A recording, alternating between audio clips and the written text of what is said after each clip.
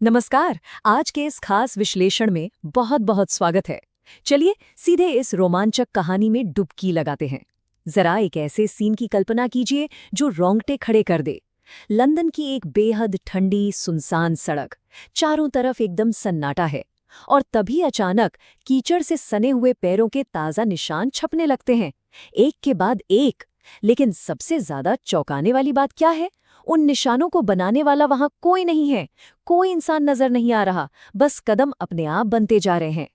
H.G.. Wales की लिखी एक कहानी शुरुआत से ही हमें एक ऐसे गहरे रहस्य में खींच लेती है जिससे बाहर निकलना मुश्किल है। अब ऐसे में दिमाग में सबसे पहला सवाल क्या आएगा? यही ना, कि क्या ये कोई भूत है? जब ऐसे रहस्यमयी कदमों के निशान बिना किसी इंसान के दिखाई दें, तो कोई भी सबसे पहले किसी अलौकिक शक्ति के बारे में ही सोचेगा। लेकिन सच बताऊं, कहानी कुछ और ही है। ये किसी भूत प्रेत का किस्सा नहीं है, बल्कि एक ऐसे रहस्य की शुरुआत है जो विज्ञान की सारी हदों को पार कर जाता है। चलिए सस्पेंस खत्म करते हैं और मिलते हैं उस शख्स से जो इन अदृश्य निशानों के पीछे है। नाम है ग्रिफिन। ग्रिफिन की शख्सियत के दो बिल्कुल अलग अलग पहलू हैं। एक तरफ तो वो इतना जीनियस वैज्ञानिक है कि उसने सालों के प्रयोगों के बाद इंसानी शरीर को शीशे की तरह पारदर्शी, यानी पूरी तरह से गायब होने का फॉर्मूला खोज निकाला है। मतलब एक अविश्वसनीय खोज।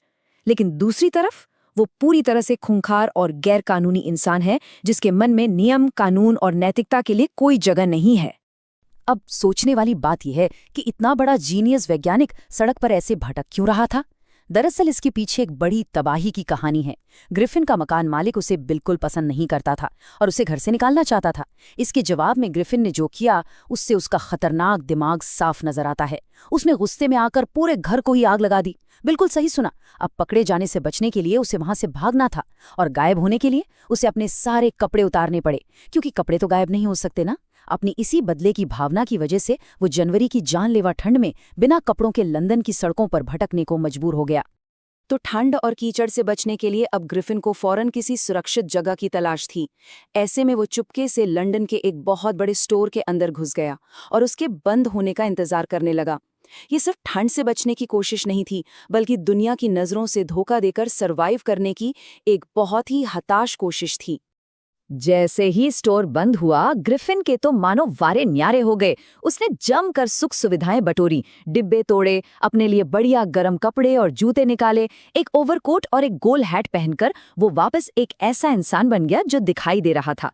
फिर उसने रेस्टोरेंट में जाकर खूब सारा मीट खाया, कॉफी पी, मिठाइयां उड़ाई और अंत में रजाइयों के एक बड़े से ढेर पर आराम से सो गया। ठंड से कांपने के बाद ये सब उसके लिए किसी जन्नत से कम नहीं था। लेकिन कहते हैं ना, किस्मत हमेशा साथ नहीं देती। अगली सुबह ग्रिफिन से एक बहुत भारी गलती हो गई। वो सोता ही रह गया। जब स्टोर के कर्मचारी वहां पहुंचे तो अफरा तफरी मच गई। वो लोग उसके पीछे भागे। अपनी जान बचाने के लिए ग्रिफिन के पास अब सिर्फ एक ही रास्ता बचा था। उसे भागते हुए एक एक करके अपने सारे चुराए हुए कपड़े उतारकर फेंकने पड़े। और एक बार फिर वो उसी जमा देने वाली ठंडी हवा में पूरी तरह से अदृश्य और कांपता हुआ आ गया। ग्रिफिन को अब समझ आ चुका था कि बिना कपड़ों के तो लंदन के ठंड में काम नहीं चलने वाला। तो उसने भेष बदलने का फैसला किया। वो सीधा पहुंचा लंदन के ड्रूरी लेन, जो उस समय थिएटर और नाटकों का बहुत बड़ा केंद्र हुआ करता था। वहां नाटकों का सामान बेचने वाली एक दुकान थी, जो उसके छिपने के प्लान के लिए बिल्कुल परफेक्ट जगह थी। जरा उसकी इस भेष की कल्पना कीजिए। पूरे चेहरे पर पट्टियां बंधी हुई, बड़े बड़े काले चश्मे, एक नकली नाक, बड़ी बड़ी मूंछें और सिर पर एक बड़ा सा हैट। सच में एकदम किसी बुरे सपने जैसा अजीब और खौफनाक इंसान। और इतना ही नहीं, वहां से भागने से पहले उसने दुकानदार को पीछे से बेरहमी से मारा और उसके सारे पैसे भी लूट लिए। लंदन की भीड़ से दूर भागने के लिए ग्रिफिन ने इपिंग नाम के एक शांत और बर्फीले गांव का रुख किया और वहां एक सराय में 2 कमरे बुक कर लिए। अब सर्दियों के मौसम में ऐसे एक शांत से गांव में पट्टियों वाले चेहरे के साथ किसी अजनबी का आना, जाहिर सी बात है पूरे गांव में गपशप और दहशत का माहौल बन गया। हर कोई उस रहस्यमयी मेहमान के बारे में बात कर रहा था। खैर, ग्रिफिन के लूटे हुए पैसे तो जल्द ही खत्म हो गए। और फिर गांव में एक बहुत ही अजीब घटना घटी। पादरी के घर चोरी हुई। लेकिन ये घटना बिल्कुल असंभव सी थी। पादरी को पैसों की खनक तो सुनाई दी, लेकिन जब उन्होंने कमरे में प्रवेश किया तो वहां कोई था ही नहीं। कमरा एकदम खाली, डेस्क खुली हुई और पैसे गायब। बंद कमरे से हवा में पैसे कैसे गायब हो सकते हैं? ये किसी के भी होश उड़ाने के लिए काफी था। और रहस्य यहीं खत्म नहीं हुआ। उसी दिन सराय में और भी खौफनाक चीजें होने लगी। सराय की मालकिन मिसेस हॉल और उनके पति ने देखा कि ग्रिफिन के कमरे का दरवाजा खुला है।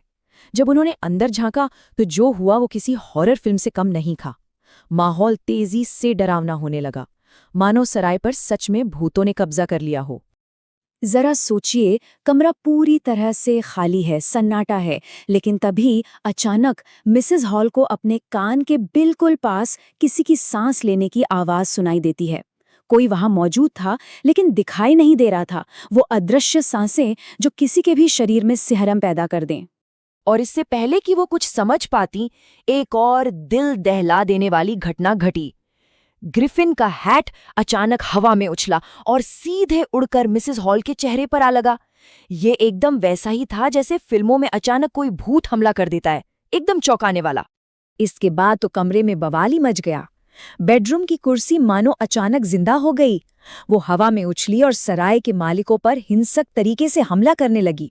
कुर्सी ने उन्हें धक्का देकर कमरे से बाहर निकाल दिया और दरवाजा अपने आप जोर से बंद होकर लॉक हो गया। खौफ के मारे मिसेस ऑल को लगा कि ग्रिफिन ने उनके फर्नीचर पर पक्का कोई काला जादू कर दिया है। अब आते हैं इस पूरी कहानी के सबसे विस्फोटक क्लाइमैक्स पर। पानी सिर से ऊपर जा चुका था और मिसेस हॉल ने हिम्मत जुटाकर उस अजनबी का सामना करने की ठान ली। पादरी के घर चोरी की घटना के बाद पुलिस कांस्टेबल मिस्टर जेफर्स को भी बुलाया जा चुका था। अब पुलिस को एक ऐसी गिरफ्तारी करनी थी जो इतिहास की सबसे नामुमकिन गिरफ्तारी होने वाली थी। इसके बाद जो हुआ वो अफरा तफरी से भरा एक जबरदस्त एक्शन सीन था।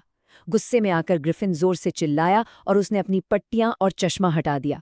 वहां मौजूद सभी लोगों के सामने एक बिना सिर वाला आदमी खड़ा था।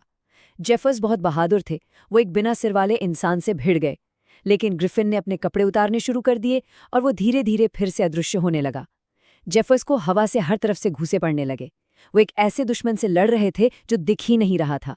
और अंत में एक जोरदार मुक्के ने कांस्टेबल जेफर्स को वहीं बेहोश कर दिया। ग्रिफिन वहां से भाग निकला, लेकिन इस पूरी कहानी में एक बहुत बड़ी विडंबना है। कहानी घूम फिरकर वहीं वापस आ जाती है जहां से शुरू हुई थी। इतनी शानदार खोज करने के बावजूद अपने गैरकानूनी बर्ताव और क्रूरता की वजह से ग्रिफिन फिर से वहीं पहुंच गया, बिना कपड़ों के, अदृश्य, बेघर और लंदन की उसी भयानक ठंड में कीचड़ में कांपता हुआ। अपनी शक्ति का उसे कोई फायदा नहीं मिला। H.G. वेल्स की इस पूरी कहानी के पीछे एक बहुत ही गंभीर और जरूरी संदेश छिपा है। एक शानदार वैज्ञानिक खोज जब एक बुरे दिल वाले इंसान के हाथ में आ जाती है तो वो समाज के लिए वरदान नहीं बल्कि एक बहुत बड़ा खतरा बन जाती है। ग्रिफिन के पास असीमित शक्ति तो आ गई थी, लेकिन उसके अंदर इंसानियत बिल्कुल नहीं थी और यही उसकी सबसे बड़ी हार साबित हुई। तो इस विश्लेषण के अंत में एक बहुत ही गहरा सवाल सामने आता है जिस पर हम सबको विचार करना चाहिए। क्या जब भी किसी इंसान को बिना किसी रोक टोक के असीमित शक्ति मिल जाती है तो क्या वो हमेशा उसे पूरी तरह से भ्रष्ट कर देती है? विज्ञान जब इंसानियत और नैतिकता से दूर हो जाए तो उसके परिणाम कितने भयानक हो सकते हैं? ये कहानी उसी का एक जीता जागता उदाहरण है। इस गहरे विचार के साथ ही आज का ये विश्लेषण यहीं समाप्त होता है। नई जानकारी के साथ जल्द ही फिर मिलेंगे।